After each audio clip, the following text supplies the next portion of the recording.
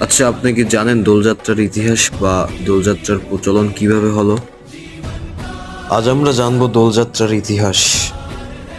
দোল পূর্ণিমা বা দোলযাত্রা সনাতন হিন্দু ধর্ম অনুসারীদের একটি গুরুত্বপূর্ণ ধর্মীয় উৎসব।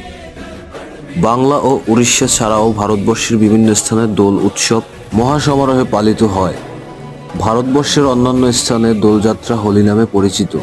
দোল উৎসবের অপর নাম বসন্ত উৎসব। ফাল্গুন মাসের পূর্ণিমা তিথিতে দোলযাত্রা অনুষ্ঠিত হয়। দোল বা হোলি একই রকম মনে হলেও এ দুটি মূলত আলাদা অনুষ্ঠান। দোল ও হোলি কখনো একই দিনে পড়ে না। দোলযাত্রা বা দোল উৎসব একান্তই বাঙালিদের, আর হোলি অবাঙালিদের উৎসব। বাঙালি সমাজে দোলযাত্রাকে বসন্তের আগমনী বার্তা হিসেবে বিবেচনা করা হয়। বৈষ্ণবীয় বিশ্বাস মতে দোল পূর্ণিমার দিন ভগবান শ্রীকৃষ্ণ আবির ও কুলাল সহকারে শ্রীরাধা